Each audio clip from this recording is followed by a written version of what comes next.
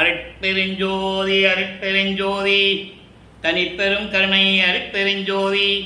எல்லா உயிர்களும் இன்புற்று வாழ்க, வள்ளல் மலரடி வாழ்க வாழ்க, கொல்லா வருதம் குவளை எல்லாம் ஓங்குக, நல்லோர் நினைத்த நலம் பெறுக, நன்று நினைத்து எல்லோரும் வாழ்க இசைந்து.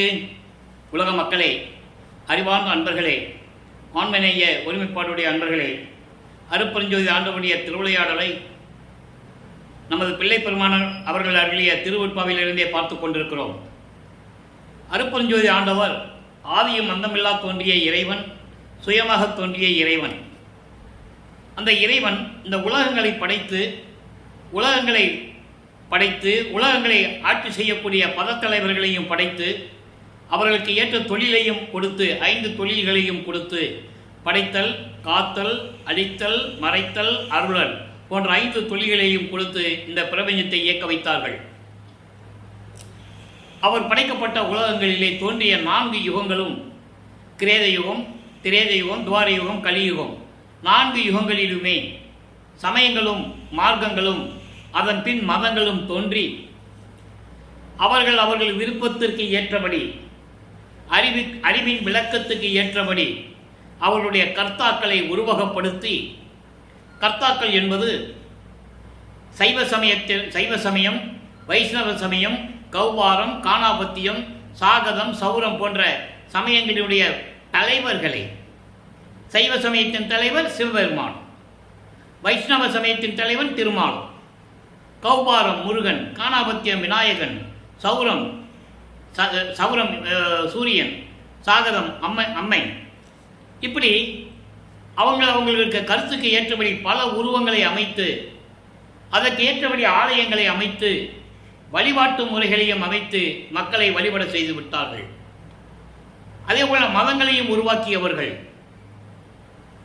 சமணம், கிறிஸ்துவம், இஸ்லாமியம், இந்து மதம் போன்ற மதங்களை உருவாக்கியவர்களும் அவர்களுடைய கர்த்தாக்களை உருவகப்படுத்தி அவர்களுக்கு தேவையான ஆலயங்களை அமைத்து அந்த மக்களுக்கு தேவையான வழிபாட்டு முறைகளையும் அமைத்து வழிபட செய்து விட்டார்கள். அதே போன்று மார்க்கங்களில் ஏற்பட்ட தலைவர்களையும், கிரேத யுகத்தில் ஏற்பட்டது கலங்க மார்க்கம், திரேத யுகத்தில் திராவக மார்க்கம், துவார யுகத்தில் நவநீத மார்க்கம், கலியுகத்தில் பத்ம மார்க்கம், அதன் பின் தசா மார்க்கம், சர்புத்திர மார்க்கம், சக மார்க்கம், சமய மார்க்கம், இப்படி பல மார்க்கங்கள் உருவாகின. அவற்றின் தலைவர்களையும் உருவகப்படுத்தி அதற்கேற்றபடி ஆலயங்களை அமைத்து வழிபாட்டு முறைகளை அமைத்து மக்களை வழிபட செய்து விட்டார்கள். இப்படி யுகங்களிலும் அதில் தோன்றிய சமயங்களும் மதங்களும் மார்க்கங்களும் சேர்ந்து ஒரு காலகட்டத்தில் முடிவடைந்து விட்டது. கலியுகத்திற்கு 4 யுகங்களுக்கும் ஆயுள் காலம் உண்டு. ஏற்கனவே விளக்கம் கொடுத்திருக்கிறேன். அதே போன்று சமயங்களுக்கும் மதங்களுக்கும் மார்க்கங்கள் குறிப்பிட்ட கால அளவு உண்டு. மக்களுக்கு அது தெரியாது, சொன்னாதானே தெரியும். வல்லப்பவன் தெளிவாக நமக்கு அருளியிருக்கிறார்கள், எல்லாமே முடிந்து விட்டது. கலியுகத்தோட 1900 ஆண்டுகளில் கலியுகம் முடிந்து விட்டது. இதற்கோ நம்ம ஒளியுகத்தில் இருந்திருக்கோம். சதுர்யுகம் என்று சொல்லுவார், சக்தியுகம் என்று கூட பிள்ளை பெருமானவர்கள் கூறுவார்கள். இந்த ஒளி யுகத்திலே ஒரு மார்க்கம் வேண்டும். ஏன்னா எல்லா மார்க்கங்களும் முடிஞ்சிருச்சு, சமயங்களும் முடிஞ்சிருச்சு, மதங்களும் முடிஞ்சிருச்சு. அப்போ இந்த ஒளி யுகத்திற்கு ஒரு மார்க்கம் வேண்டும். அருட்பெருஞ்சோதி ஆண்டவர் சுத்த சன்மார்க்கத்தை நிறுவி அதை தன் மகன் கையில் ஒப்படைத்து உலக மக்களை எல்லாம் சமரச சுத்த சன்மார்க்கத்தில் இணைத்து உலக மக்கள் எல்லாம் இன்புற்று வாழ வேண்டும் என்பதற்காக தன் அருளால் பெற்றெடுத்த ஒரு ஆண்மகனை செல்வப்பிள்ளை என்று பெயரிட்டு வளர்த்து கொண்டிருந்தார். அந்த பிள்ளையை, அந்த மகனை ஒரு தாயின் வழியாக இந்த பூலகிற்கு வருவிக்க செய்தார் 1823 ஆண்டு, 5/10/1823 ஆண்டு. அப்போது இறைவனுடைய திருவிளையாடல் 1823 ஆண்டு தொடங்குகிறது. 1823 ஆண்டு தொடங்கிய திருவிளையாடல் 30/1/1874 இரவு 12 மணி வரையிலும் தொடர்கிறது. இந்த 51 ஆண்டுகளை இறைவன் 8 ஆண்டுகளாக பிரித்து தன் மகனுக்கு அருளை கொடுத்து கொண்டிருக்கிறார். அந்த திருவிளையாடலை தான் இப்போது நாம் பார்த்து கொண்டிருக்கிறோம். இந்த சூழ்நிலையில் பிள்ளை பெருமானவர்கள் எப்படி இறைவன் அருளை பெற்றார், எந்தெந்த ஆண்டுகளில் திருவிளையாடல் நடந்தது என்பதை பார்த்து கொண்டிருக்கிறோம். அதை நீங்கள் நல்லா கவனிச்சுக்கிட்டே வரணும். இதுவரைக்கும் நம்ம திருவிளையாடல் பார்த்தது திருவருள் முறையீடிலிருந்து பார்த்தோம். வல்லப்பமான்கள் வருவிக்கப்பட்ட 8 ஆண்டுகளில் எந்த விதமான அருளையும் பெற முடியவில்லை. அதன் பிறகு 9வது ஆண்டில் இறைவன் வந்து ஆட்கொண்ட பிறகு எப்படியெல்லாம் ஒவ்வொரு 8 ஆண்டுகளிலும் இறைவன் வந்து ஆட்கொண்டார் என்பதை நாம் இந்த பதிவிலே பார்த்து கொண்டிருக்கிறோம். அந்த நிகழ்ச்சியைத்தான் திருவிளையாடல் மூலமாக நாம் விளக்கிக் கொண்டிருக்கிறோம்.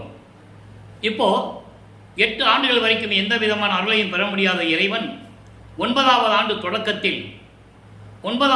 தொடக்கத்தில் இறைவன் ஆட்கொண்ட பிறகு எப்படி அருளை பெறுகிறார் என்பதை தான் திருவருள் முறையீடிலிருந்தே பார்த்து கொண்டிருக்கிறோம். அந்த நிகழ்ச்சியை பாருங்க. ஒவ்வொரு இதாக நம்ம பார்த்துட்டு இருக்கோம், நல்லா கவனிச்சுட்டு வாங்க. திருவருள் முறையீடு மொத்தம் 232 பாடல்களை கொண்டது. இன்னைக்கு 228வது பாடலை பார்க்க போகிறோம். பாடலை நன்றாக கவனியுங்கள். கல் என்று வல் என்று மின்னார் புலக கனதனத்தை சொல் என்று சொல்லும் அந்தோ நின் துணையடிக்கண் நில் என்று பல்ல நிகழ்த்தினும் என் மனம் நிற்பதன்றே. அல் என்று வெல்களம் கண்டோய் என் செய்வது அறிந்திலேனே. தன் மனதை கட்டுப்படுத்த முடியவில்லை வல்லப்பமானவர்கள் 2வது எட்டில் இருந்து கொண்டிருக்கிறார். இப்போ முதல் 8 ஆண்டுகளில் ஒன்றுமே இல்லை. 2வது எட்டில் இறைவன் வந்து ஆட்கொண்ட பிறகு, ஞானத்தை பெற்ற பிறகு இறைவனிடம் எப்படி முறையீடு செய்கிறார் அதை தான் பார்த்துட்டு இருக்கோம். இப்போ என்ன சொல்றாருன்னா, மனம் தன்னிடம் ஒரு நிலையில் இல்லை, மனதை எப்படி அடக்குவது என்று எனக்கு தெரியவில்லை, மனம் ஒரு இடத்தில் நில் என்று சொன்னாலும் கேட்பதில்லை. காரணம், பெண்களுடைய வலையிலே சிக்கிக்கொண்டு என் மனம் அலைபாய்ந்து கொண்டிருக்கிறது என்ற நிலையை இந்த பாடலிலே நமக்கு அருளியிருக்கிறார்கள். அதனுடைய விளக்கத்தை பார்க்க போகிறோம். நல்லா கவனிங்க. அதாவது இரக்கம் இல்லாத சூழ்ச்சி உடைய மின்னல் போன்று இடைவுடைய பெண்களின் காம வலையில் சிக்கிக்கொண்டு அவர்களோடு கொஞ்சி குழாவி பேசி எவ்வளவு செல்வம் வைத்திருக்கிறாய் என்று என் மனதிடம் கேட்கும்போது அவர்கள் கேட்பதற்கு முன்னாலேயே இந்த மனம் அவர்களிடம் போய் பேசிக்கொண்டிருக்கிறது. என் மனம் எந்த ஒரு நிலையில் இல்லை. ஐயோ, உன் திருவடிகளில் அடைக்கலம் அடைவாயாக என்று நான் பல தடவை என் மனதிடம் சொல்லியும் இந்த மனம் கேட்பதில்லை. இந்த நிலையில் நான் இருந்து கொண்டிருக்கிறேன். இறைவா, விஷமுண்டு கழுத்திலே நிறுத்தி தேவர்களையாம் காப்பாற்றிய இறைவனே, உன்னால் வரிவிகுற்ற இந்த மகனை நீ காப்பாற்ற மாட்டாயா?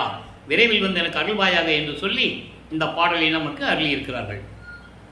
இப்போ பாருங்க, இப்போ வல்லப்பமணர்கள் 2வது எட்டில் அடியெடுத்து வைக்கிறார். 2வது எட்டில் அடியெடுத்து வைக்கும்போது 2ஆம் திருமுறை உருவாகிறது.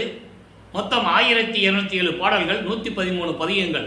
இதுவரைக்கும் 24 பதிகங்களை நாம் பார்த்திருக்கிறோம். ஒவ்வொரு பதிகத்திலும் தியாகராஜ பெருமான் எப்படி எந்த நிலையில் அருளோடு இருக்கிறார் என்பதையும் அவரிடம் எப்படியெல்லாம் அருளை பெற முடியவில்லை என்ற இயக்கத்தையும் ஒவ்வொரு பாடலிலும் நமக்கு அருளியிருக்கிறார்கள். அதை பார்த்து கொண்டிருக்கிறோம்.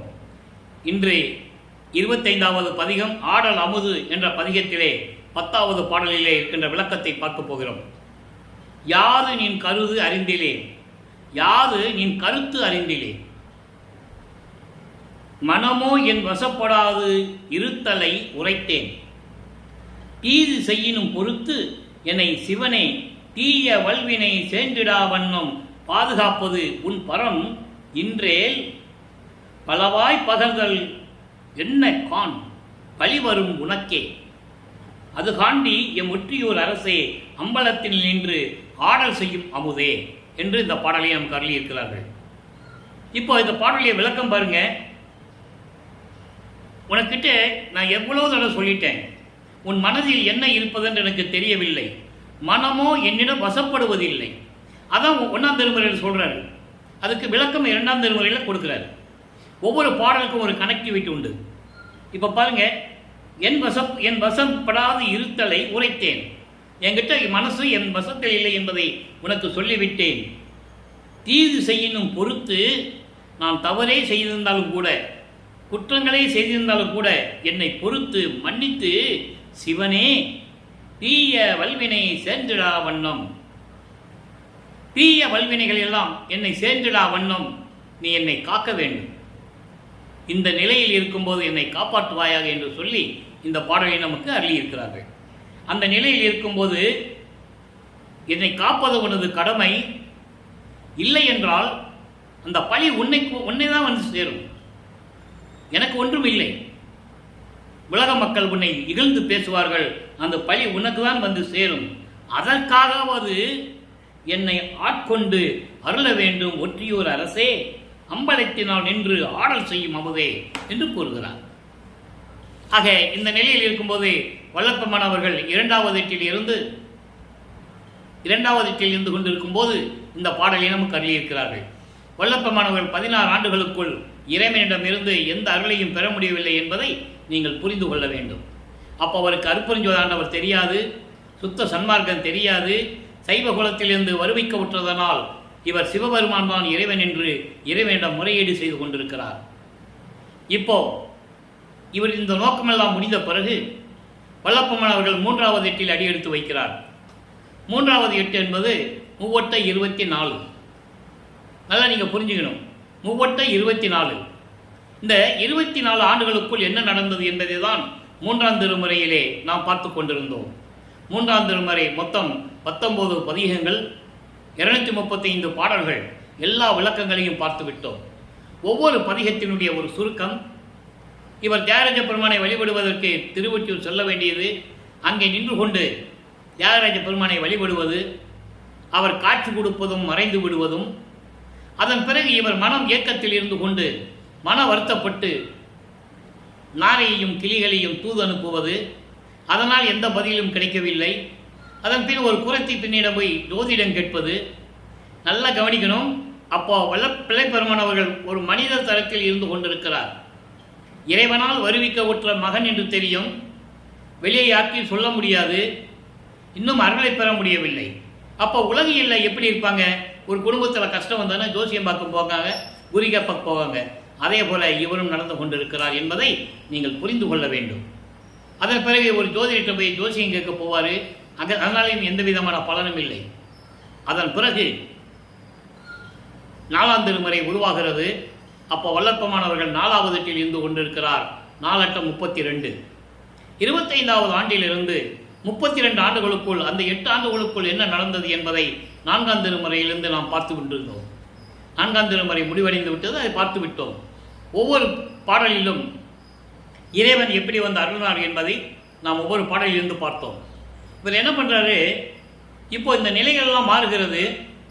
இவருக்கு திருமணம் செய்ய வேண்டும் என்று வருவிக்க உற்றதனால் ஏற்பட்ட சொந்தங்கள், அவங்க அன்னையார் கூட பிறந்தவர்கள், வருவிக்க உற்றதனால் ஏற்பட்ட சொந்தம், அதை நீங்கள் நல்லா புரிஞ்சுக்கணும்.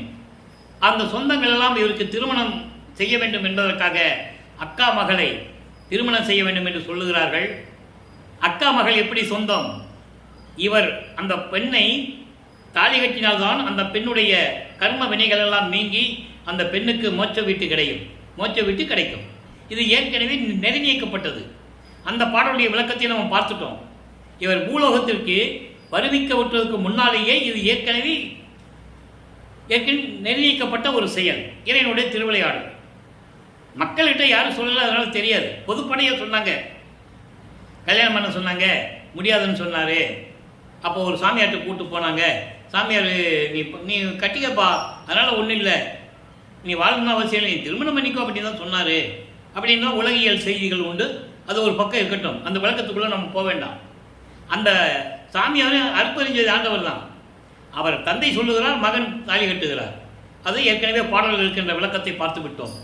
அப்போ அந்த திருமணத்தின் போது பிரம்மன், திருமால் போன்ற பதத்தலைவர்கள் எல்லாம் வந்து காத்து கொண்டிருக்கிறார்கள் வாழ்த்துவதற்காக.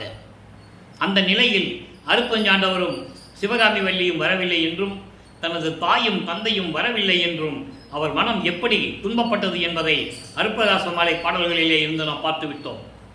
அதன் பிறகு மகனை வாழ்த்துவதற்காக 2 குதிரை மாட்டின தேர்வில் வந்து மகனை வாழ்த்துவிட்டு சென்றதையும் நாம் பாடலிலே பார்த்து விட்டோம். இந்த நிலைகள் மாறும்போது இப்போ உலகியல் பற்றை அவர் துறக்க வேண்டும். உலகியல் பற்றை துறக்க வேண்டும்.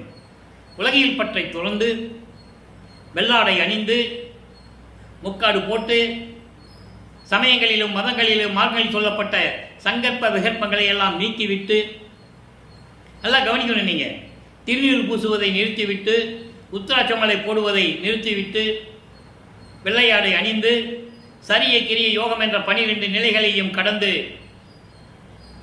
தயாராக இருக்கிறார் சுத்த சன்மார்க்கத்தை பெறுவதற்கு. அப்போ வல்லப்பமானவர்கள் 5வது எட்டில் இருந்து கொண்டிருக்கிறார். 33வது ஆண்டிலிருந்து 40 ஆண்டுகளுக்குள் என்ன நடந்தது என்பதையும் பார்த்து விட்டோம். இவர் அதாவது தத்துவங்களை கடந்து, அந்தங்களை கடந்து, வெளிகளை கடந்து, பரவெளி, பராபரவெளி, பரம்பரவெளி, பெருவெளி, பெருசுகவெளி போன்ற வெளிகளை எல்லாம் கடந்து அங்கே சுத்த சிவஞான வெளியில் இருக்கின்ற தன் தந்தையை பார்த்து சுத்த சன்மார்க்கம் பெறுவதற்காக அண்டங்களை கடந்து பறந்து சென்று கொண்டிருக்கிறார். ஒரு நொடிப்பொழுதில் அவர் நினைத்த இடத்தில் இருப்பார். அந்த சக்திகளெல்லாம் எப்படி பெற்றார் என்பதை நாம் ஏற்கனவே பாடல்களிலே பார்த்து விட்டோம். அங்கு சுத்த சன்மார்க்கத்தை பெறுவதற்காக செல்லும்போது மகனை வரவேற்பதற்காக அருப்பெருஞ்சோதி ஆண்டவர் தயார் நிலையில் இருந்து கொண்டிருக்கிறார். அங்கே சத்தியஞான சபையிலே சிங்காதன மேடையை அமைத்து, ஒரு இருக்கையை அமைத்து, அதில் அமர வைத்து தன் மகனுக்கு மணிமுடி சூட்டி சுத்த சன்மார்க்கத்தை கொடுத்து, இதெல்லாம் பாடல்களிலே உண்டு. அன்பர்களை இங்கு சொல்லுவது கற்பனை அல்ல, கதை அல்ல, எல்லாமே திருவருட்பாவில் இருக்கின்ற உண்மைகள். நமது பிள்ளை பெருமான் அருளிய திருவருட்பாவில் இருந்த உண்மைகள், பிரபஞ்சத்தின் உண்மைகள். இதில் எந்த விதமான மாற்று கிடையாது, யாரும் மறுக்கவும் முடியாது. அவள் அத்தனை விளக்கங்கள் உண்டு. அப்போ இவர் போகும்போது ஏற்கனவே நான் கூறியது போல தேவர்கள், முனிவர்கள், ரிஷிகள், சத்தர்கள், சக்திகள், சித்தர்கள் எல்லாம் அங்கே வெளியே காத்துக்கிட்டு இருக்காங்க. வெளியே இருந்து தான் பார்க்கணும், அங்கே உள்ள சத்தியஞான சபைக்குள்ள போக முடியாது. அதுக்கு முன்னால் பிரம்மன், திருமால், ருத்திரன், மகேஸ்வரன் வந்து நின்றுட்டு இருக்காங்க. இவர் உள்ளே போகும்போது தேவர்கள் சொல்லுகிறார்கள், சாமி நீங்கள் போகலாம், இது உள்ளே போவதற்கு உங்களுக்கு தான் தகுதி உண்டு, நீங்கள் போகலாம்னு சொல்லும்போது பிரமிப்புடன் வியப்புடன் உள்ளே செல்கிறார். அங்கே போன உடனே அவங்க அப்பா சொல்கிறாரு, மகனை இந்த ஆடைகளை எல்லாம் கலைந்து விட்டு அதாவது இந்த ஆடைகளெல்லாம் எடுத்துட்டு புத்தாடை அணிந்து புனித நீராடி மங்கள கோலத்துடன் வருக, உங்களுக்கு மணிமுடி சூட வேண்டும், உனக்கு சுத்த சன்மார்க்கத்தை தர வேண்டும் என்று சொன்ன பிறகு எல்லாவற்றையும் பெற்றுக்கொண்டு சாகா கல்வியை கற்றுக்கொண்டு, அதனுடைய விளக்கங்கள் நிறைய பாடல்கள் உண்டு, எல்லாம் நம்ம பார்த்துட்டோம். சாகா கல்வியை கற்றுக்கொண்டு பூலோகத்திற்கே திரும்பி வருகிறார். வரும்போது கருங்கோலிலே உறைவிடமாக கொண்டுள்ளார் நமது பிள்ளை பெருமானவர்கள். கருங்கோலிலே 9 ஆண்டுகள் இருந்து கொண்டிருக்கிறார். இப்போ 6வது எட்டில் இருந்து கொண்டிருக்கிறார் வள்ளல் பெருமான். 6 8 48. இந்த 51 வருடங்கள்ல 48 வருடம் போச்சுன்னா 3 வருடம் அங்கே மேட்டுக்குப்பம் சித்தி வளாகத்தில் நடந்தது. அதை நம்ம பின்னால் பார்க்க போகிறோம். சுத்த சன்மார்க்க கொடி கட்டினது, பேருபதேசம் பண்ணது, ஞானசரியை உலக மக்களுக்கு அறிவித்தது, எல்லாமே சத்தியஞான சபை கட்டினது, எல்லாமே நாம் அப்புறம் சொல்ல போகிறோம். இப்போ வல்லப்பமானவர்கள் கருவூலில் இருக்கும்போது மகனும் தந்தையும் எப்படியெல்லாம் உரையாடினார்கள், எதிர்காலத்தில் எப்படியெல்லாம் இந்த சுத்த சன்மார்க்கத்தை உருவாக்க வேண்டும் என்று பேசினார்கள் என்பதையெல்லாம் நாம் பார்த்து விட்டோம். அவ்வளவு அற்புதமான இடம் கருங்குழி. அந்த கருங்குழியிலே இருந்து விடைபெற்று கொண்டு வல்லப்பமானவர்கள் இங்கே பார்வதிபுரத்திலே வடலூரிலே அந்த ஊர் பொதுமக்கள் கொடுத்த இடத்திலே ஒரே நாளில் தர்மசாலையை நிறுவி 23/5/1867 ஆண்டு தர்மசாலையை நிறுவி அன்றே அணையா அடுப்பை மூட்டி பசியோடு வருகின்றவர்களுக்கு பசியை நீக்கிக் கொண்டிருக்கிறார் நமது இறைவன் பிள்ளை பெருமானவர்கள். அங்கே ஜீவகாரிய ஒழுக்கம் உருவாகிறது. 7 பிரிவுகள்: பசி, பிணி, தாகம், இச்சை, எளிமை, பயம், கொலை. இதில் பசியும் கொலையும் பரஜீவகாரணியம், மீதியெல்லாம் அவர ஜீவகாரணியங்கள். இந்த விளக்கங்களை எல்லாம் நாம் பின்னாலே தரப்போகிறோம். வல்லப்பமானவர்கள் தர்மசாலையை விட்டு நீங்கும் போது, இந்த இடத்தை விட்டு மேட்டுக்குப்பம் செல்லும் போது ஜீவகாரணிய ஒழுக்கத்தை நாம் பதிவு செய்ய காத்து கொண்டிருக்கிறோம். 7 பிரிவுகள் 7 பதிவுகளாக வரும். அப்போ இப்படியெல்லாம் உருவான பிறகு 1869 ஆண்டு நீதிமன்றத்திலே ஆறுமுகம் நாவலர் தலைமையிலே அவர் வழக்கு தொடர்ந்தார். திருவற்பாவை மறுப்பா என்று அறிவிக்க வேண்டும். வடலூரிலே ராமலிங்க பிள்ளை என்ற ஒரு நபர் எந்த கல்லூரியிலும் கற்காமல் புலவர் பட்டம் பெறாமல் இலக்கண இலக்கிய பிழைகளோடு பாடல்களை இயற்றிக்கொண்டு அது திருவற்பா திருமுறைகள் என்று சொல்லிக் கொண்டிருக்கிறார். இதை தடுத்து மறுப்பா என்று அறிவிக்க வேண்டும் என்று வழக்கு தொடர்ந்தார்கள். நீதிமன்றத்திலே நமது இறைவன் வல்லப்பமானவர்கள் நீதிபதிக்கு காட்சி தர, நீதிபதி எழுந்து நிற்க, எல்லாரும் எழுந்து நிற்கிறார்கள். நல்லா புரிஞ்சுக்கணும். இவர் திடீர்னு தான் அங்கே போகிறாரு. அப்பவும் அவங்களுக்கு இவர் இறைநிலையில் இருக்கின்றவர் எண்ணம் அவங்களுக்கு தோன்றவில்லை. ஏனென்றால் அவரை மதிப்பது இல்லை. அவரை இவர் சமயங்களையும் மதங்களையும் மார்க்கங்களையும் சாடுகிறார், ஜாதிகளை சாடுகிறார், எங்கள் மனம் புண்படுகிறது என்று சொல்லிதான் வழக்கு. ஆதீனங்களும் மடாதிபதிகளும் சங்கராச்சாரியர்களும் சமயங்களிலும் மதங்களிலும் மார்க்கங்களிலும் ஜாதிகளிலும் பற்று கொண்டவர்கள் எல்லாரும் ஒன்று சேர்ந்து விடுகிறார்கள். அப்போ இந்த நிலையில் இருக்கும்போது திருவருட்பாவை மறுப்பா என்று அறிவிக்க முடியாது என்று நீதிபதி சொன்ன அந்த வெற்றிகரமான நீதியை பெற்றுக்கொண்டு மறுபடியும் தர்மசாலைக்கு வருகிறார்கள் நமது பிள்ளை பெருமான் அவர்கள். அதுக்கப்புறம் இங்கே என்ன நடந்தது என்பதை ஒரு செவி விளைந்த செய்திகளெல்லாம் நீங்கள் கேள்விப்பட்டிருப்பீர்கள். சங்கராச்சாரியர் வந்தது சமஸ்கிருதத்தின் தாய்மொழி சமஸ்கிருதம் தான் தாய்மொழி என்று சொல்ல, நம்ம பிள்ளை பெருமானர்கள் இருக்கட்டுமே, தமிழ் வென்றால் தந்தை மொழியாக இருக்கட்டும் என்று சொல்ல, அங்கே சில நிகழ்ச்சிகள் எல்லாம் நடக்க, ஒரு சிறுவன் பல அவர்கள் கேட்கின்ற கேள்விகளுக்கெல்லாம் ஒரு சிறுவனை வைத்து பதில் சொல்ல வைத்தது. இப்படியெல்லாம் நிகழ்ச்சிகள் நடந்தது. அதன் பிறகு அங்கே உத்தரஞான சிதம்பரம் மாலை உருவானது. அந்த விளக்கத்தையும் நாம் பார்த்து விட்டோம். ஒவ்வொரு பாடலிலும் எப்படி இந்த இடத்தில் உத்தரஞான சிதம்பரம் உருவானது, இதனுடைய சிறப்பு என்ன, இதனுடைய அருள் தன்மை என்ன என்பதையும், அங்கே பெருவெளி இருக்கிறது என்பதையும், இனிமேல் அந்த சபையை கட்டப்போகிறோம் என்ற ஒரு சூட்சமமான விளக்கத்தையும் தெளிவாக அந்த பாடல்களிலே கூறியிருப்பார்கள். அதையும் நாம் பார்த்து விட்டோம். இதன் பிறகு இப்போ வல்லப்பமானவர்கள் அங்கே இருக்கும்போது தன்னோடு இருந்தவர்கள் எப்படியெல்லாம் தன் மீது நம்பிக்கை இல்லாமல் இருந்தார்கள் என்பதையெல்லாம் தனது மனத்தில் இருக்கின்ற உண்மைகளையெல்லாம் பாடல்களிலே சொன்னதையும் பார்த்து விட்டோம். இப்போ திருவருள் விளைதல் என்ற ஒரு பதிகம் 6ஆம் திருமுறையிலே 13வது பதிகத்திலே இன்று 11வது பாடல். அதாவது இந்த பதிகம் ஏன் அவர் நமக்கு அருள் இருக்கிறார் என்றால், சமயங்களிலும் மதங்களிலும் மார்க்கங்களிலும் சார்ந்திருந்த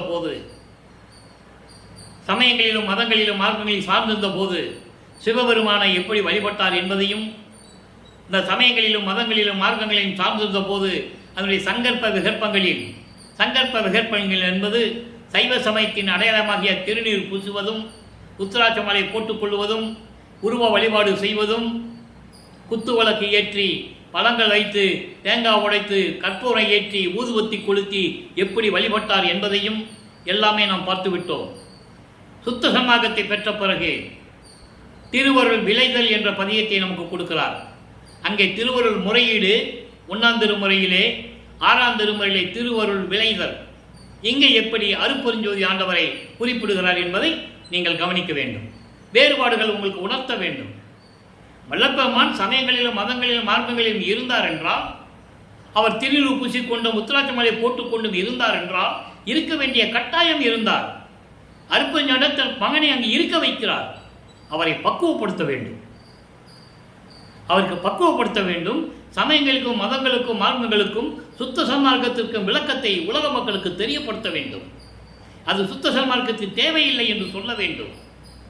அதற்காகத்தான் தன் மகனை இங்கு இருக்க செய்தார் என்பதை இங்கே நான் பதிவு செய்ய கடமைப்பட்டிருக்கிறேன். ஏன் இதை குறிப்பிடுகிறோம் என்றால், அவரை பற்றி பேசும்போது, நமது பிள்ளை பெருமான் அவர்களை பேசும்போது, அவரும் இப்படி தான் இருந்தார், அதனால் ஒன்றும் தவறில்லை, சுத்த சன்மார்க்கத்திலிருந்து நீங்கள் என்ன வேணாலும் பண்ணிக்கலாம் அப்படின்னு தான் இதுவரைக்கும் பேசிக் கொண்டிருக்கிறார்கள். அதை பேசுவதை நிறுத்த வேண்டும் தயவு செய்து. வல்லப்பெருமான் என்ன கூறுகிறார்? உங்களுக்கு தனி மனிதன் சுதந்திரம் உண்டு. நீங்கள் சமயங்களிலும் மதங்களிலும் மார்க்கங்களிலும் இருக்க வேண்டும் என்று நினைத்தால் நீங்கள் எப்படி வேணாலும் வாழ்ந்து கொள்ளலாம். அது முடிவடைந்த நிலை. நீங்கள் திருநீறு பூசிக்கொள்ளலாம், வைஷ்ணவ சமயத்தின் அடையாளமாகிய நாமம் போட்டுக்கொள்ளலாம், சந்தனம் இட்டுக் கொள்ளலாம், குங்குமம் இட்டுக் கொள்ளலாம். ஒவ்வொரு சமயத்திற்கும் ஒரு அடையாளம் உண்டு. நல்லா புரிஞ்சுக்கணும். நீங்கள் சுத்த சன்மார்க்கத்துக்கு இதெல்லாம் தேவையில்லை. அதனால சுத்த சன்மார்க்கம் உருவானது. அப்போ வல்லப்பெருமான் அப்படி இருந்தார், அதெல்லாம் ஒன்றும் இல்லை, அதெல்லாம் ஒன்று பூசிக்கலாம் அப்படி சொல்லுவது ஒரு அபத்தமானது, உண்மை அல்ல. சொல்கிறார் அவரு, இங்கே வந்தால் நீ அருட்பெருஞ்சோதியை சொல்லணும். சமயங்களிலும் மதங்களிலும் மாறின அந்த சங்கற்ப விகற்பங்கள் இருக்கக்கூடாது, எந்த அடையாளம் இருக்கக்கூடாது. ஏனென்றால் அது சுத்த சன்மார்க்கத்தின் முக்கிய தடைகள் என்று சொல்லுகிறார். விண்ணப்பத்திலே சொல்லுவார், அருட்பெருஞ்சோதி அற்புத கடவுளே, அருமையாக சொல்லுவார். எல்லாமுடைய அருப்பெருஞ்சோதி அற்புத கடவுளே. இது தொடங்கி எக்காலத்தும் சுத்த சன்மார்க்கத்தின் முக்கிய தடைகளாகிய, அப்படின்னா என்ன முக்கிய தடைகளாகிய சமயங்கள், மதங்கள், மார்க்கங்கள் என்பவற்றின் ஆசார சங்கற்ப விகற்பங்களும், வர்ணம், ஆசிரமம் முதலிய உலகாச்சார சங்கற்ப விகற்பங்களும் எங்கள் மனதில் பற்றா வண்ணம் அருள் செய்தல் வேண்டும். சுத்த சன்மார்க்கத்தின் முக்கிய லட்சியமாகிய ஆண்மநேய ஒருமைப்பாட்டுரிமை எங்களுக்குள் எக்காலத்தும் எவ்விடத்தும் எவ்விதத்தும் எவ்வளவும் விலகாமல் நிறைந்து விளங்க செய்வித்தருளல் வேண்டும். தெளிவாக கூறுகிறார். நீங்கள் நல்லா புரிஞ்சுக்கணும். உங்களை எல்லாமே இந்த மாதிரி சொல்லி சொல்லி குழப்பி விட்டாங்க. சுத்த சன்மார்க்கம் என்னன்னு தெரியாமையே விட்டு விட்டாங்க. சொல்றாரு, தெளிவாக சொல்றாரு. கொலையும் புலையும் தவிர்த்தாதான் நீ வடலூருக்கே வரணும். கொலையும் புலையும் தவிர்த்தாதான் நீ உள்ளே வர முடியும், ஜோதியை வழிபட முடியும். தெளிவாக சொல்றாரு. ஏன் சொன்னாரு? எல்லா உயிர்களையும் படைத்தது வல்லற்பமானவர்கள். பிரம்மன் அல்ல, காக்கக்கூடிய திருமால் அல்ல. அவங்க ஆயுட்காலம் முடிந்து விட்டது. இப்போ 30/1/1874 இரவு 12 மணியிலிருந்து பிரபஞ்சத்தை இயக்குவது யார்? 5 தொழில்களையும் செய்து கொண்டு எல்லா உயிர்களுக்கும் இன்பத்தை கொடுத்து கொண்டிருப்பவர் யார்? வல்லற்பமானவர்கள் என்பதை நீங்கள் புரிந்து கொள்ள வேண்டும். தெளிவாக சொல்றாரு. ஒவ்வொரு பாட்டிலையும் எல்லா விளக்கங்களையும் நம்ம பார்த்துக்கிட்டு இருக்கோம். இந்த நிலையில் இருக்கும்போது திருவருள் விளைதல் என்ற ஒரு பதியத்தில் என்ன சொல்றாருன்னு பாருங்க. தாயும் என் ஒருமை தந்தையும் ஞான சபையிலே தனி நடம்புரியும் தூய நின் பாத துணை என பிடித்தேன். நான் சமயங்களிலும் மதங்களிலும் மார்க்கங்களில் இருந்தபோது, எனக்கு என்னவென்று தெரியாத நிலையில் நான் அந்த சூழ்நிலைகளிலே இருந்தபோது அந்த சமய குழியில் இருந்து என்னை காப்பாற்றினாய் என்று கூறுவார். வெறிக்கும் சமய குழியில் விளைந்தேன் தன்னை மறித்து ஒரு பேரறிவளித்த வள்ளல் கொடி என்று கூறுவார். சுத்த சன்மார்க்க கொடி ஏற்றும் போது அதை நம்ம பின்னால் பார்க்க போறோம். ஞானசரியிலே சொல்லுவார், உடைந்த சமய கூலி நின்று எழுந்து உணர்மின் அழியா ஒரு திருநெறியாம் சன்மார்க்க திருநெறி ஒரு நெறியாம் சன்மார்க்க திருநெறி பெற்று வந்தே. அது சாக்கடன் தெரிஞ்சு போச்சு, பாதாள குழி. அதில் நீ விழப்போன்னு நினைக்கிறியா? உணர்ந்துட்ட, அது சாக்கடை பாதாள குழின்னு. அப்போ உனக்கு என்ன கிடைக்கும்? திருநெறியான சன்மார்க்க திருநெறியை நீ நினைச்சு, அதாவது அதை நீ வாங்கி அதை நீ பெற்றுக்கொள்வாய் என்று சொல்லுவார். அதனால் அது மட்டும் சொல்லுவார், சாதி மதம் சமயம் பொய்யே அவற்றில் புகுதாதீர், சிவம் ஒன்றே பொருள் என கண்டறிவேன். சிவம் என அருப்பெருஞ்சோதி, பொருள் என்றால் கடவுள், அருப்பஞ்சாண்டவர் தான் கடவுள் என்று நீங்கள் தெரிந்து கொள்ளுங்கள், மீதியெல்லாம் பொய் என்றுவார்.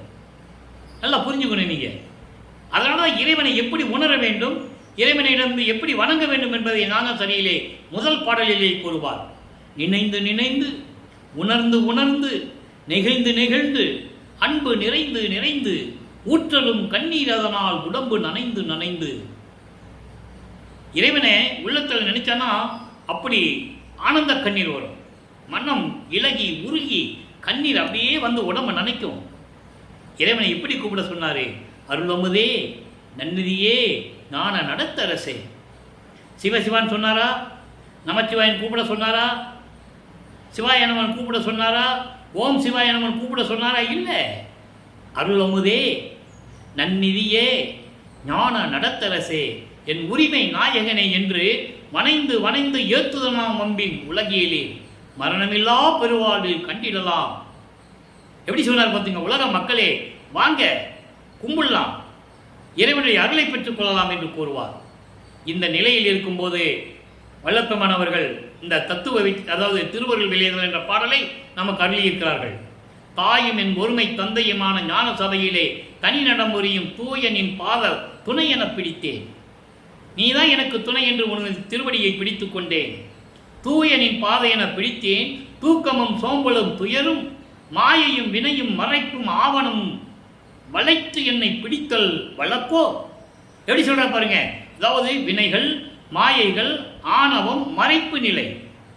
இவர் சமயங்களில் இருக்கும்போது மறைப்பு நிலை இருந்தது. அதையெல்லாம் இன்னும் என்னை வளைத்து பிடித்திருப்பது நியாயமா? இது தர்மமா? நான் உன் மகன் அல்லவா? நாயினேன் இனி ஓர் கணம் தரிப்பறியேன். நீ ஒரு கணவுடன் என்னால் பொறுத்து கொள்ள முடியாது. நல்ல அருள் ஜோதியை தந்தருளே என்று கூறுகிறார். இப்ப பாருங்க, தத்துவ வெற்றி 99வது பதிகம் தத்துவ வெற்றியிலே என்ன சொல்றாரு? பேசு திரோதாய் என்னும் பெண்மடவாய். திரோதாய் ஆணவம், கண்மம், மாயை, மாமாயை, திரோதாய். திரோதாய் தான் கடைசி. ஒரு பாடலிலே சொல்லுவார், அம்மை திரோதை என்னை விட்டு அகன்றாள் என்று சொல்லுவார். அதை எப்படி அகன்றாள் என்கிறது இங்கு சொல்வார். இதான் விளக்கம், தத்துவ வெற்றியினுடைய விளக்கம். திரோதை என்னும் பெண்மகளே, பெண்ணே, நான் சொல்லுவதை கேள். முன்பின் அறியாது என்னை பற்றி முன்பின் அறியாது, எதுவுமே தெரியாத நீ என் முன் முறைக்காதே, என் முன்னால வராதே. வேசர மாமல இருவும் உழவுதும் விடிந்தது கான். என்னுடைய மல மாயை எல்லாமே முடிஞ்சு போச்சு. இனிமே நீ வந்து என் முன்னால் வந்தாலும் முறைக்கக்கூடாது, முறைச்சிக்கிட்டு நிற்கக்கூடாது. வீசும் அருப்பெருஞ்சோதி விளங்குகின்றது அறி நீ. என் உள்ளத்தில் நீ வந்து இருக்க முடியாது. அருப்பெருஞ்சோதி என் உள்ளத்தில் விளங்கி கொண்டிருக்கிறது, சுடர் விட்டு ஒளி வீசி கொண்டிருக்கிறது. அதான் வீசும் அருப்பெருஞ்சோதி என் உள்ளத்தில் சுடர் விட்டு விளங்கி கொண்டிருக்கிறது. அதை நீ முதலில் தெரிந்து கொள். இயேசுவுற நின் செயல் அனைத்தும் என்னளவில் நடவாது. உன்னுடைய இந்த இழிவான செயல்கள் என்ன அளவில் என்கிட்ட இனிமேல் நடக்காது. உன் சமாச்சாரமே இங்கே நடக்காது. அதனால் இதை அறிந்து விரைந்து என்னை விட்டு ஏகுக. இதெல்லாம் தெரிஞ்சுக்கிட்டு என்னை விட்டு நீ ஓடி போயிரு, உடனே ஓடி போயிரு. ஏனென்றால் மாசு அரும் என் சரிதம் ஒன்று தெரிந்தில்லையோ. என்னுடைய வாழ்க்கை உனக்கு என்னுடைய வாழ்க்கையினுடைய சரிதம் வரலாறு உனக்கு தெரியாதா? என்னுடைய வாழ்க்கை வரலாறு என்ன? வல்ல ஒரு சித்தருக்கு நல்ல பிள்ளை நான், எல்லாம் வல்ல சித்தருக்கு அருப்பெருஞ்சோதியானுடைய நல்ல பிள்ளை நான். அதை நீ முதலில் தெரிந்து கொள் என்று சொல்லி இந்த பாடலை நமக்கு அறிவிக்கிறார்கள். இப்போ தத்துவ வெற்றி முடிஞ்சிருச்சு. சுத்த சிவநிலைக்கு போயிட்டு இருக்கோம். சுத்த சிவநிலை, சுத்த சன்மார்க்கத்தை பெற்ற பிறகு அந்த நிலையில் இருந்து கொண்டு உலக மக்களுக்கு என்ன சொல்லுகிறார்? 106வது பதிகம் சுத்த சிவநிலை, 41வது பாடல். ஆடாதீர் சற்றும் அசையாதீர், வேறு ஒன்றை நாடாதீர், பொய் உலகை நம்பாதீர், வாடாதீர், சன்மார்க்க சங்கத்தை சாருவீர் விரைந்து, இனி இங்கு என் மார்க்கமும் ஒன்றாமே. அதாவது உலக மக்களே, மனதை அலைய விடாமல், எங்கும் திரிந்து கொள்ளாமல், எங்கேயும் அலையாமல் ஒரு நிலையில் இருங்கள். வேறு எதையும் தேடி போக வேண்டாம். வேறு எதையும் தேடி போக வேண்டாம். பொய்யான உலக வாழ்க்கையை நம்பாதீர்கள். பொய்யான உலக வாழ்க்கையை நம்பாதீர்கள். வாடாதீர்கள், அதாவது வருந்தாதீர்கள். சுத்த சன்மார்க்கம் என்று ஒரு மார்க்கம் உண்டு. சன்மார்க்க சங்கத்தை சாருவீர். சுத்த சன்மார்க்கத்தில் சேர்ந்து கொள்ளுங்கள் உடனே. ஏனென்றால் இனிமேல் இந்த பூலோகத்தில் என் மார்க்கமும் ஒன்றாமே. ஒரே மார்க்கம் தான் இனிமேல் பூலோகத்தில், என் மார்க்கமான சுத்த சன்மார்க்கம் என்று கூறுகிறார். நல்லா புரிஞ்சுக்கணும். நீங்க இந்த பிரபஞ்சத்தில் எவ்வளவோ ரிஷிகள், முனிவர்கள், எவ்வளவோ பேர் தோன்றினார்கள். யாரும் பிரபஞ்சத்தின் உண்மைகளை கூறியதில்லை. எல்லா மார்க்கமும் ஒளிந்து விட்டது யாரும் சொன்னதில்லை. நல்லா கவனிச்சுக்கணும். நீங்க எத்தனையோ சமயக்குறவர்கள், எவ்வளவோ இறைவனுடைய அருளை பெற்ற அருளாளர்கள் எல்லாம் தோன்றினார்கள். உங்களுக்கு எல்லாம் தெரியும். உங்களுக்கு ஒன்றும் தெரியாமல் ஒன்றும் இல்லை. அவர்களெல்லாம் இதுக்கு முன்னால் நடந்து சொல்லவே இல்லை. திருமூலர் திருமந்திரத்தை கொடுத்தார். நான் ஏற்கனவே கூறியது போல அன்பர்களே, நான் அருட்பாவை பற்றி பேசும்போது மற்ற நூல்களையோ மற்றவர்களையோ பற்றி நான் பேசுவதில்லை. ஆனால் ஒரு சில இடங்களில் அந்த விளக்கத்தை தர வேண்டியிருக்கிறது. உங்களிடம் மூடி மறைத்த விளக்கங்களை அதை விளக்கமாக கூறுவது இந்த வள்ளலார் ஊழியருடைய கடமை என்பதனால் ஒரு சிலதை நான் விளக்கமாக கூற விரும்புகிறேன். திருமந்திரத்தை திருமூலர் உருவாக்கினார், எல்லாருக்குமே தெரியும். திருமந்திரம் உருவாக்கும் முன்னால் என்ன நடந்தது என்பதை அவரால் கூற முடியாது. அதே போன்று திருநாவுக்கரசரும் திருஞான சம்பந்தரும் ஒரே காலத்தில் சமகாலத்தில் வாழ்ந்தவர்கள். அவர்கள் பாடினார்கள், இறைவனை பற்றி பாடினார்கள், திருமலரை பற்றி சொன்னதில்லை.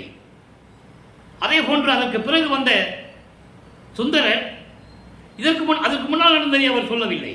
அவர் காலத்தில் இறைவனை வணங்கி போற்றி அருளை பெற்றுக் கொண்டார். அது ஒரு சைவ சமயத்தை சேர்ந்த, சமய மார்க்கத்தை சேர்ந்த வாதபூரான் என்ற மாணிக்கவாசகர் அதே போலதான் பாடினார்கள், அருளை பெற்றார்கள், முத்தி அடைந்தார்கள். சித்தி நிலைக்கு யார் சென்றது, யாரும் செல்லவில்லை என்பதை வல்லப்பமானவர்கள் திருவருட்பாவிலே தெளிவாக எழுதியிருப்பார்கள். ஏன் அகவல்லோட நீங்கள் படிச்சிருப்பீங்க. முத்தி நிலை என்பது முந்துரு சாதனம். அத்தகைய அருட்பெருஞ்சோதி முத்தி என்பது ஒரு சாதனம் தான். அதுக்கு பிறகு ஒரு நிலை இருக்கிறது. சித்தி என்பது நிலை சேர்ந்த அனுபவம். இது அகவல்ல வரும். அதே இதை 64வது பதிகம் திருவந்தியார் பதியத்திலே 10வது பாடலில் சொல்லுவார். முத்தியை பெற்றேன், அதாவது எல்லாரும் போல நானும் முத்தியை பெற்றேன், அதன் பிறகு ஞான சித்தியை பெற்றேன். அப்ப ஞான சித்தி இருப்பது யாருக்குமே தெரியாது, ஏமாந்து விட்டார்கள் என்று கூறுவார். ஞான சித்தியை உற்றேன் என்று உந்திப்பெற, அதனால் சித்தன் ஆனேன் என்று உந்திப்பெற. உந்திப்பெற என்பது ஒரு சக்தியிடம் சொல்லுவது போல, காற்றிலே பறக்கின்றதுக்கு ஒரு சக்தி உண்டு, அதைதான் உந்தி என்று கூறுகிறார். சிறுபிள்ளைகள் விளையாடுவார்கள், பறவை போல பறந்து போகிற மாதிரியும் அதெல்லாம் விளையாடுவார்கள், அதை தான் உந்திப்பெற என்று சொல்லுகிறார். நீ போய் சொல்லு, பிரபஞ்சத்தில் போய் சொல்லு, யாருமே முத்திக்கு அப்புறம் வந்ததில்லை, நான் சித்தியை பெற்றுக்கொண்டேன், அதனால் நான் கடவுளாயிட்டேன்னு சொல்கிறேன். அதான் இங்கே சொல்கிறாரு. அதனால் சுத்த சன்மார்க்கத்துக்கு வாருங்கள். இனிமேல் அருட்பெருஞ்சோதி ஆண்டவர் பூலோகத்திலே இருந்து கொண்டு திருவிளையாடல் செய்து கொண்டிருப்பார். நீங்கள் அருளை பெற்றுக்கொள்ளலாம். இனிமேல் இந்த பூலோகத்தில் என் மார்க்கமான சுத்த சன்மார்க்கம் ஒன்றுதான் நிலைத்து நிற்கும் என்று கூறுகிறார். அடுத்து பாருங்க, தனித்திரளங்கள் என்ற ஒரு பாடல். அந்த பாட்டுடைய விளக்கம் பாருங்க. இன்னைக்கு பதிவு விளக்கம் ரொம்ப ரொம்ப சுருக்கமாக இருக்கும். அருள் ஆரமுதே, என்னுடைய அன்பே, என்றன் அறிவே, என் பொருளாய் அகத்தும் புறத்தும் என புனைந்த கருணை பொறுப்பே, மெய்த்தெருளாம் ஒளியே, வெளியாக சிற்றம்பலத்தை நடிக்கின்றாய். நல்லா கவனிக்கணும், இந்த வெளியாக சிற்றம்பலத்தை நடிக்கின்றாய் என்பதுக்கு ஒரு விளக்கம் இருக்கு. இருளாயின எல்லாம் தவிர்த்து என் எண்ணம் முடிப்பாய் இப்பொழுதே. அதாவது இறைவனை முதல் சொல்ற அருள் ஆரமுதே. அருள் ஆரமுதே என்பது அகம், அகப்புறம், புறம், புறப்புறம், இதெல்லாம் அமுதங்கள் என்று சொல்கிறார். இது பிண்டங்களுக்கும் உண்டு, அண்டங்களுக்கும் உண்டு. பிண்டங்களிலே அகம் என்பது ஆன்மா, அகப்புறம் என்பது ஜீவன், புறம் என்பது ஐம்பொறிகள், கண், காது, மூக்கு, வாய்மை, புறப்புறம் என்பது அந்த கரணங்கள். இப்படி அண்டங்களிலே உண்டு, அதே மாதிரி பிண்டங்களிலும் உண்டு. அகம் என்பது அக்கினி, அகப்புறம் என்பது சூரியன், புறம் என்பது சந்திரன், புறப்புறம் என்பது நட்சத்திரங்கள். இவை எல்லாவற்றையும் ஆழ்ந்து கொண்டிருக்கின்ற இறைவனே, அதான் அருள் ஆரமுதே என்று சொல்லுகிறார். இவை எல்லாவற்றையும் ஆண்டு கொண்டிருக்கின்ற இறைவனே, என்னுடைய அன்பே, என்னுடைய விஞ்ஞான அறிவே.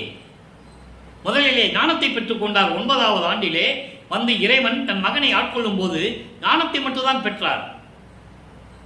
சுத்த சன்மார்க்கத்தை பெற்ற பிறகுதான் மெஞ்ஞானத்தை பெற்றுக் கொள்கிறார். மெஞ்ஞானம் பெற்றுக்கொண்டது இவர் ஒருவர் தான், பிரமனுக்கும் திருமாலுக்குமே இல்லை என்று கூறுகிறார். நான்முகத்தோனும் திரு நெடுமாலும் மெஞ்ஞானம் என்னும் வான்முக கண் கொண்டு காணாமல் தேடி நின்றார். இறைவனுடைய திருவடியையும் முடியையும் பார்க்க முடியாமல், மெஞ்ஞானம் இல்லாமல் அவங்களால் பார்க்க முடியலன்னு சொல்றார். அதன் பிறகு உருமாறியும் திருமால் பன்றியாகவும் பிரம்மன் அன்னப்பறவை உருவெடுத்து போயும் கூட பார்க்க முடியவில்லை என்று சொல்கிறார். இதை இன்னொரு பாடலிலே தெளிவாக கூறுவார். பூத்திடும் அவனும் காத்திடும் அவனும், பூத்திடும் அவன் யாரு? பிரம்மன். காத்திடும் அவன் யார்? திருமால். பூத்திடும் அவனும் காத்திடும் அவனும் புல் விலங்கு உருக்கோடு நேடியும். புல் என்றால் பறவை, விலங்கு என்றால் பன்றி. இப்படி உருமாறியும் நேடியும் ஏத்திடும் முடியும் கூத்திடும் அடியும் இன்னும் காண்கிறீர் என்று சொல்லுவார். இன்னும் பார்க்கலையாம். அப்படிப்பட்ட நிலையில் இருக்கின்ற இறைவன் என்று கூறுகிறார். என் பொருளாய், என் பொருளாய், என்னுடைய விளக்கமாகவும் என்னுடைய கடவுளாகவும் அகத்தும் புறத்தும் என்னை புணர்ந்த கருணை பொறுப்பே. கருணை பொறுப்பே. பொறுப்பே என்றால் மலை. மலை போன்று கருணையுள்ள இறைவனே, என் அகத்திலும் புறத்திலும் கலந்து கொண்ட இறைவனே என்று கூறுகிறார். திருளாம் ஒளியே, மெய் திருளாம் ஒளியே, உண்மையான இயற்கை உண்மையின் விளக்கமாக அருள் பக்குவத்தோடு பிரபஞ்சம் முழுவதும் ஒளி வீசிக் கொண்டிருக்கின்ற இறைவனே, வெளியாக சிற்றம்பலத்தை நடிக்கின்றோய். வெட்ட வெளியாக, சுத்த சிவஞான வெளியில், வெட்ட வெளியில் இருந்து கொண்டு நடித்துக் கொண்டிருக்கிறாய், திருவிளையாடல் செய்து கொண்டிருக்கிறாய் என்று சொல்லுவார். இதை வெளியாய் நடிக்கிறாய் என்ற சொல்லை அவர் 5 மாத குழந்தையிலேயே சிதம்பரத்திலே இருக்கும்போது அதாவது சிதம்பரத்துக்கு திருவிழாவுக்கு கூட்டு போகிறாங்க. அப்போ நமது பிள்ளை பிரமான் குழந்தை இறைவன் 5 மாத குழந்தைகள் 5 மாத குழந்தை அங்கேதான் இறைவனுடைய வெளியை பார்த்தது, தன் மகனுக்கு அவர் காட்டியது. அதான் சிதம்பர ரகசியம், சிவ ரகசியம். தில்லை தலைக்கிடையே திரைதூக்க தரிசித்த போது வேய்வைகை மேல் காட்டாத எந்தனைக்கு வெளியாய் காட்டிய மெய்புறவா மெய்ப்பொருளை என்று கூறுவார். அந்த வெளியை தான் இங்கு சொல்றாரு. வெட்ட வெளியில், சுத்த சிவஞான வெளியில் இருந்து கொண்டிருக்கின்ற இறைவனே, இருளாயின எல்லாம் தவிர்த்து, இருளாயின எல்லாம் தவிர்த்து, இருளாயின அறியாமைகள், துன்பங்கள், துயரங்கள், மயக்கங்கள், மாயைகள் எல்லாமே சேர்த்துதான் இருளாயின்னு சொல்லுகிறார். இதையெல்லாம் தவிர்த்து. சரி, இதெல்லாம் தவிர்த்துன்னு சொன்னா எப்படி அவருக்கு இருந்தது? சமயங்களிலும் மதங்களிலும் மார்க்கங்களிலும் நாம் இருந்த போது இதெல்லாம் என்னை சுற்றி கொண்டிருந்தன. எல்லாவற்றையும் முழுவதுமாக நீக்கி என் எண்ணம் முடிப்பாய் இப்பொழுதே. நான் என்னென்ன நினைத்தனோ எப்படியெல்லாம் நீ அருள வேண்டும் என்று கூறுவார். இதை 46வது பதிகம் அருட்ஜோதி நிலை என்ற பதிகத்திலே 6ஆம் திருமுறையிலே முதல் பாடலிலே 5வது வரியில சொல்லுவார். எண்ணிய நான் எண்ணியவாறு எனக்கு அளிக்கும் தெய்வம், எண்ணிய நான் எண்ணியவாறு எனக்கு அருளும் தெய்வம். அங்க சொல்லிட்டாரா? இங்க என்ன சொல்றாரு? எல்லாம் எனக்கு கொடுக்கணும்னு சொல்றாரு. அங்க கொடுத்தாச்சுன்னு சொல்றாரு. எண்ணிய நான் எண்ணியவாறு எனக்கு அருளும் தெய்வம், அருள் ஜோதி தெய்வம், என்னை ஆண்டு கொண்ட தெய்வம், அம்பலத்தை ஆடுகின்ற ஆனந்த தெய்வம், திருப்பாடல் அவனைத்தையும் சிவமாக்கும் தெய்வம், சிற்றவையிலே விளங்குகின்ற தெய்வம், அதே தெய்வம் சொல்வார். ஒரு சாரும் மறைகளெல்லாம் போற்றுகின்ற தெய்வம், எண்ணிய நான் எண்ணியவாறு எனக்கு அருளும் தெய்வம். தெளிவாக சொல்லுவார். ஆக எல்லாரையும் பெற்றுக்கொண்டதை தெளிவாக நமக்கு கூறியிருக்கிறார்கள். அடுத்து பாருங்க, மெய்யருள் வியப்பு என்ற ஒரு பதிகம், அதில் 92வது பாடல். இப்போ தனித்திரங்களில் எனக்கு அருள வேண்டும், என் எண்ணத்தையெல்லாம் முடிக்க வேண்டும் சொல்லுவார். அதற்கு பதில் அங்கே 82வது பாடலிலே சொன்ன அந்த பாடலுக்கு மெய்யருள் வியப்பை 92வது பாடலிலே பதில் இருக்கிறது. ஒவ்வொரு பாடலுக்கும் ஒரு தொடர்பு உண்டு அன்பர்களே. நான் ஏற்கனவே சொல்லியிருக்கிறேன், கனெக்டிவிட்டின்னு சொல்லியிருக்கேன். அது இறைவனுடைய அருளும் கருணை இருந்தால் தான் இப்படியெல்லாம் விளக்கம் சொல்ல முடியும். அந்த பாடலுடைய விளக்கம் இங்கே இருக்கிறது. என்னை காட்டி, நல்ல கவனிய, என்னை காட்டி என்னுள் இளங்கும் நின்னை காட்டி, என்னை காட்டி என்னுள் விளங்கும் நின்னை காட்டி, இறங்கா நிலையில் ஏற்றி ஞான அமுதம் ஊட்டி. நல்ல கவனிக்கணும், அவர் அருள் அமுதம் உண்டவர். எல்லாரும் இறைவன் அருளை பெற்றதை சொன்னார்கள். வல்லப்பமானுடைய இறைவன் அவர் ஒரு தாயின் கருவறையில் இருக்கும்போது அங்கே அருளமுதம் உண்டவர் என்ற நிலையை உலக மக்களுக்கு யாரும் சொல்லவில்லை.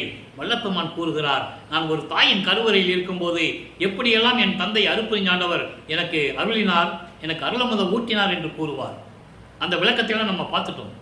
இங்க சொல்றாரு, ஞான அமுதம் ஊட்டியே பொன்னை காட்டி, பொண்ணுனா தங்கம், அருள் செல்வம்னு பேர் இருக்கு.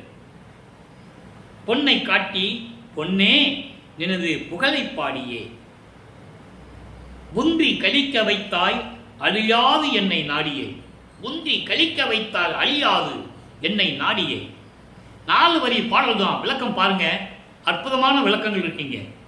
என்னை காட்டி, நான் உன்னிடம் இருந்தவன், விண்ணுலகத்திலே உன்னிடம் இருந்தவன். அது ஒரு பாடலிலே சொல்லுவார். ஏனாதான் எனினும் யான் அம்மை நின் அடியேன் என அறிந்தேன். புதிய நின்னை என்று போக்குதுரோ நீர், பூர்வித்தினும் உன் திருவடிகளுக்கு அன்பு பூண்டவன். புதியன் என்றே என்னை போக்குதுரோ நீர் என்று சொல்லுவார். என்னை நீ அந்த மாதிரிலாம் விலைக்கு வச்சிட முடியாது, நான் பூர்வத்திலே உனக்கு நான் இருந்தவன் ஒவ்வொரு யுகத்திலும் சொல்லுவார். அதை இங்கே சொல்லுகிறார். என்னை காட்டியே, நான் யார் என்று தெரியாத நிலையில் இந்த பூலோகத்திற்கு வருவிக்க விட்டது பிறகு 9வது ஆண்டில் நீ என்னை ஆட்கொண்ட பிறகு நான் யார் என்று என்னை காட்டினாயே, உனது மகன் என்று என்னை காட்டினாயே. அதன் பிறகு சுத்த சன்மார்க்கத்தை பெற்ற பிறகு 9வது ஆண்டிலிருந்து 32 ஆண்டுகளுக்குள் நான் படாத துன்பங்கள் இல்லை. 12 ஆண்டு தொடங்கி இற்றைய பகல் வரை இந்த படியில் நான் பட்ட பாடு நினைக்கில் மலையும் கரையுமே, இரும்பும் உருகுமே. ஒவ்வொரு பாடலில் சொல்லுவார் மெய்யருள் வியப்பில். அதை இங்கே சொல்றாரு. 9வது ஆண்டு நீ என்னை ஆட்கொண்ட பிறகு 32 ஆண்டுகள் வரைக்கும் நான் பட்ட துன்பங்களை எல்லாம் உனக்கு தெரியும். அப்படி இருந்தும் கூட அதன் பிறகு நீ என் உள்ளத்தில் இருந்து உன்னை காட்டினாய். முதலிலே என்னை காட்டினாய், அப்புறம் உன்னை காட்டினாய் இரவா நிலையில் ஏற்றி. எவ்வளவு அற்புதம் பாருங்க. இரவா நிலை என்பது கடவுள் நிலை, அழியாத நிலை. அதுதான் சுத்த சிவநிலை, அதுதான் சுத்த சிவஞான வெளி, அதுதான் 16வது நிலை.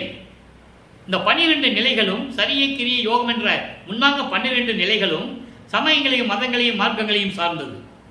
அதை சின்னம்பிடியிலே சொல்லுவார். 6ஆம் திருமுறையிலே சின்னம்பிடியிலே சொல்லுவார், பன்மார்க்கம் கடந்தேன் என்று சின்னம்பிடி சொல்லிட்டாரா?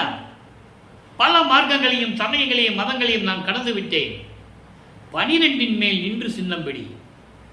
12 மேல் என்பது 13வது நிலை. 12க்கு மேல 13, அதுதான் ஞான சரியை. அதான் அகவல்ல சொல்வாரு, திரையோ தசநிலை என்று சொல்லுவார். அந்த 13வது நிலை ஞான சரியை, அதுதான் மரணமில்லா பெருவாழ்வு.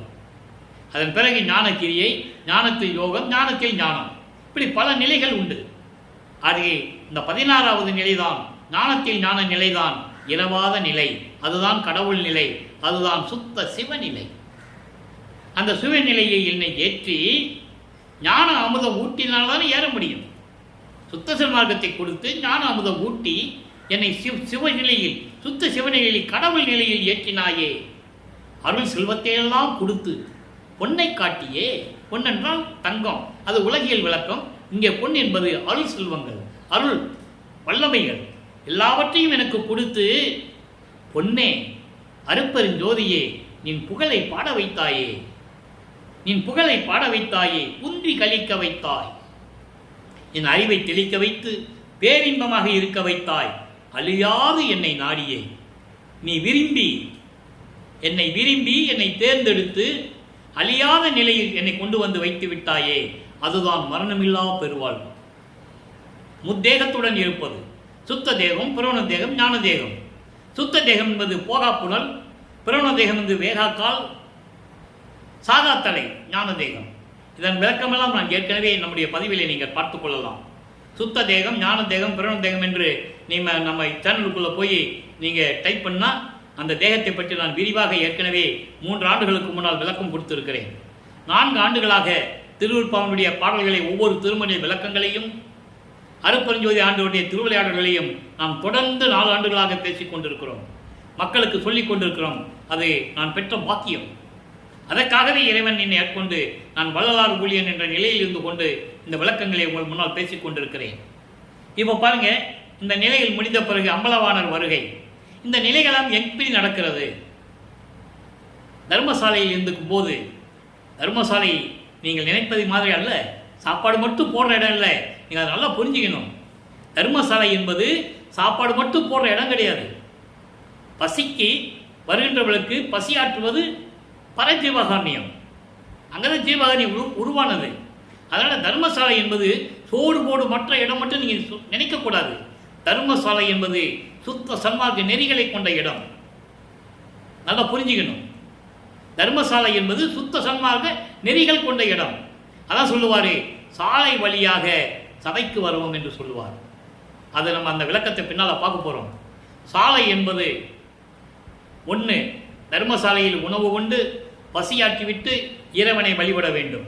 பசியோடு இருந்தால் இறைவனை ஒரு மனநிலையில் இருந்து வழிபட முடியாது. நல்லா நீங்கள் புரிஞ்சுக்கணும். இரண்டாவதாக சாலை வழியாக, நல்லா புரிஞ்சுக்கணும். சாலை வழியாக என்பது சுத்த சன்மார்க்கத்தை பெற்றுக்கொண்டு அந்த விளக்கம் என்னவென்றால், கொலையும் புலையும் தவிர்த்து, சுத்த சன்மார்க்கத்தை இருந்தால் கொலையும் புலையும் தவிர்க்க வேண்டும். உயிர்களை கொலை செய்வதை நிறுத்த வேண்டும். அந்த உயிர்களை கொலை செய்து அந்த பிண்டத்தை, அந்த பிணத்தை, துர்நாற்றம் அடிக்கின்ற அந்த பிணத்தை சாப்பிடக்கூடாது. உயிர் இறக்க வேண்டும். ஜீவகாரணிய ஒழுக்கம் மனதில் உதிக்க வேண்டும். உயிர் நேயம் இருக்க வேண்டும். இதெல்லாம் வைத்து கொண்டுதான் நீங்கள் சபைக்கு போக வேண்டும். அதனால தான் சொன்னார், கொலையும் குலையும் தவிர்த்தவர்கள் உள்ளே புகவும். அது ஏன் சொன்னார் என்பதை நீங்கள் புரிஞ்சுக்கணும். அந்த விளக்கத்தை யாரும் மக்களிடம் சொல்லவே இல்லை. இறைவன், நம்மளை படைத்த இறைவன் ஏன் அவளுக்கு கடுமையாக சொல்லுகிறார்? கொல்லா விரதம் தன்னை கொல்லாரை காணில், கொல்லா விரதம் தன்னை கொண்டவரை காணில். அதாவது கொல்லா விரதம், எந்த உயிர்களையும் நான் கொல்ல மாட்டேன் என்று உறுதி எடுக்காதவனை நீ பார்த்தால் ஒரு புல் என எண்ணி புறம்பொலிகை என்று சொல்லுவார். இதெல்லாம் முக்கியமான இடங்கள் உருவானதான் தர்மசாலை. அந்த நிலையில் இருக்கும்போது ஆறாம் திருமலை சொல்லுவார், கொல்லா விரதம் தன்னை கொண்டார் தம்மை தல்லானை. அருப்பஞ்சோதி ஆண்டவர் கொலையும் புலையும் நான் தவிர்த்து விட்டேன், இனிமேல் எந்த உயிரையும் கொலை செய்ய மாட்டேன், மாமிசத்தை உண்ண மாட்டேன் என்று விரதம் எடுத்தவனை இறைவன் தள்ளமாட்டார், அணைத்துக் கொள்ளுவார். கொலையும் புலையும் தள்ளாரை தல்வானை. ஆறாம் திருமுறையிலே 42வது பதியத்திலே கண்டேன் கழித்தேன் என்ற ஒரு பதியத்தில் இந்த பாடல் உண்டு. அந்த விளக்கங்களே நம்ம பார்த்துட்டோம். இதெல்லாம் உருவானது எந்த இடம்? தர்மசாலை.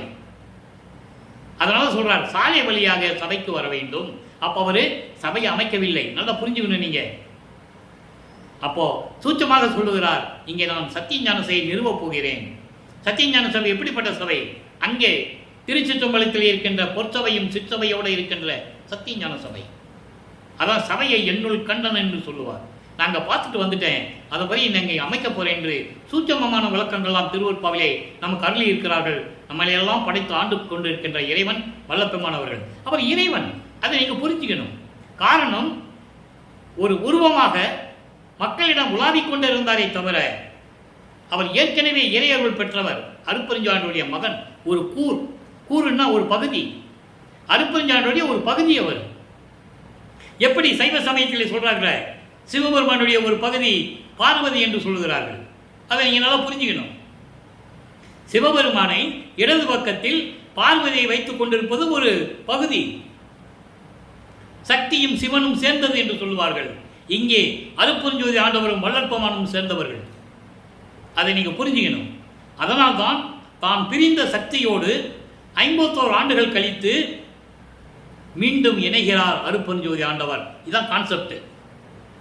இது நடந்தது சித்தி வளாகம். அதை நம்ம பின்னால பார்க்க போறோம். இந்த நிலையில் இருக்கும்போது இங்க அம்பலவாணர் வருகை என்ற ஒரு பதிகம் உருவாகிறது. நல்லா கவனிங்க. இந்த பதிகம் எப்படிப்பட்ட பதிகம் தெரியுமா? யாருமே இதெல்லாம் மக்களுக்கு சொன்னதில்லை. எளிமையான ஒரு வரிகள், அது விளக்க மக்களுக்கு சொல்லணும். இங்க பாருங்க, உள்ளதே உள்ளது, உள்ளதே உள்ளது என்று எனக்கு உள்ளது உரை செய்தீர் வாரி. கூப்பிடுறார், அப்பாவை கூப்பிடுறார். எங்க இருந்துகிட்டு? தர்மசாலையில் இருந்துட்டு.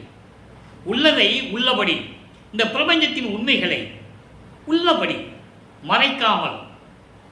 அதை ஒரு இடத்துல சொல்லுவாரே, எல்லாமே பிரபஞ்சத்தின் உண்மைகளை மண்மூடி மறைத்து விட்டார்கள் என்று ஒரு இடத்திலே சொல்லுவார். அதோடு மட்டுமல்ல, ஒரு வல்லவன் பிரபஞ்சத்தின் உண்மைகளை எல்லாம் ஒரு பொட்டியில வைத்து பூட்டி விட்டான் என்று சொல்லுவார். அதை திறக்க தான் நான் வந்திருக்கேன்னு சொல்லுவார். அதே போல சொல்றாரு, உள்ளதை உள்ளபடி, இந்த பிரபஞ்சத்தில் நடந்ததை எல்லாம் உள்ளபடி, உள்ளதை உள்ளபடி வில்லது என்று. வில்லது என்று, வில்லதுன்னா எந்த விதமான ரகசியத்தையும் மறைக்காமல், எந்த விதமான சூட்சபத்தையும் மறைக்காமல், உள்ளதை உள்ளபடி எனக்கு உள்ளது இதுதான் என்று சொல்லி எனக்கு உரை செய்தீர், எனக்கு விளக்கம் கொடுத்தீர்கள், எல்லாவற்றையும் காட்டினீர்கள். வாருங்கள், இப்போ பூலோகத்துக்கு வாருங்க, வள்ளல் விரைந்து இங்கு வாரீர். அருட்பெருஞ்சோதி ஆண்டவரே, என் தந்தையை விரைந்து பூலோகத்திற்கு வாருங்கள், நான் தர்மசாலையில் இருந்து கொண்டிருக்கிறேன், விரைவில் வாருங்கள் என்று அழைக்கிறார். ஏன்னா திருப்பி அவர்களை பெற வேண்டும். எந்தது?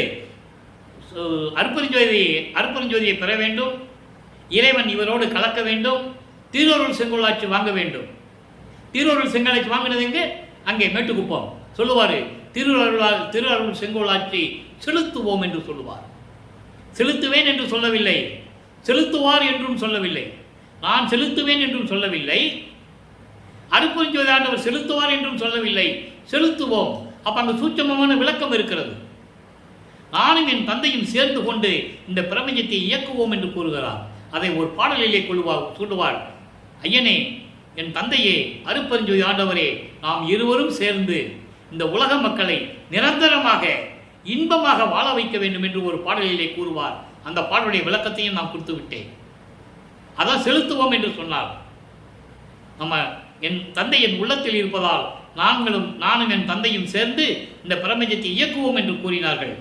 அதனால சொல்றாரே, விரைவில் வாருங்கள் என்று கூறுகிறார். அடுத்து சொல்றார் பாருங்க, உருவாய் அருவாய் உரு அருவாய் அவை ஒன்றும் இல்லாதவராகவும் உருவமாகவும் அருவமாகவும் உரு அருவமாகவும் இதெல்லாம் இல்லாமல் ஒரு நிலை எது? வெளியாக, வெட்ட வெளியாக, வெட்ட வெளியாக இருக்கின்ற இறைவனே இப்போ நீங்க வரணும். இங்க அங்கே இருந்துட்டு என்ன பண்றீங்கன்னு ஒரு பாடல்ல கேட்பார். உன் மகன் நான் இங்கே இருக்கிறேன், நீ அங்கே இருந்து என்ன செஞ்சிட்டு இருக்க? அப்ப அவர் பதில் சொல்லுவாரே, இன்னும் காலங்கள் இருக்குது மகனே என்று என் தந்தை கூறினார் என்று கூறுவார். எல்லாம் திருவருட்பால் இருக்கு, யாரும் மறுக்க முடியாது. அப்ப இந்த நிலைகள் எல்லாம் இருக்கும்போது அப்படிப்பட்ட இறைவனை இங்க வாருங்கள் என்று கூறுகிறார். என்றும் நல்லீரே இங்கு வாரீர். எப்பொழுதுமே எவ்விடத்திலும் எந்த சூழ்நிலையிலும் அருளை கொடுத்து கொண்டிருக்கின்ற நல்ல இறைவனை, அருட்பெருஞ்சோதியை வாருங்கள் என்று கூறுவார். ஆக அன்பர்களே, திருவருட்பா ஒரு சாதாரண பாடல்கள் அல்ல. அதை நீங்கள் நல்லா புரிஞ்சுக்கணும். பிரபஞ்சத்தின் உண்மைகளை கூறக்கூடிய பாடல் தொகுப்பு, அதான் திருமுறை என்று கூறினார் வள்ளற்பெருமான் அவர்கள். எனவே இந்த சூழ்நிலையில் இருந்து கொண்டு இந்த பிரபஞ்சத்தின் உண்மைகளை எல்லாம் தெரிந்து கொண்டு சுத்த சன்மார்க்கத்தில் இணைந்து கொலையும் புலையும் தவிர்த்து, உருவ வழிபாடுகளை தவிர்த்து, சமயங்களிலும் மதங்களிலும் மார்களில் கூறப்பட்ட சங்கற்ப விகற்பங்களை தவிர்த்து, ஜோதி வழிவடியில் இருக்கின்ற அருட்பெருஞ்சோதியை, ஜோதி வடிவில் இருக்கின்ற அருட்பெருஞ்சோதியை ஜோதி வழிபாடு செய்து, அருட்பெருஞ்சோதி அருட்பெருஞ்சோதி தனிப்பெருங்கனி அருட்பெருஞ்சோதி என்ற மகாமந்திரத்தை உச்சரித்து நீங்கள் இறைவனை வழிபட்டு இறைவனுடைய அருளையும் செல்வங்களையும் எல்லாம் பெற்றுக்கொண்டு இந்த வையகத்திலே நீங்கள் வாழ வேண்டும் என்று வாழ்த்தி விடைபெறுகிறேன். இந்த வள்ளலார் ஊழியன். மீண்டும் நாளை சந்திப்போம். நன்றி, வணக்கம். அருட்பெருஞ்சோதி அருட்பெருஞ்சோதி தனிப்பெரும் கருணை அருட்பெருஞ்சோதி. நாளையும் இறைவனுடைய திருவிளையாடல் தொடரும். கண்டு மகிழ்ந்து இறைவனுடைய அருளை பெற்றுக் கொள்ளுங்கள்.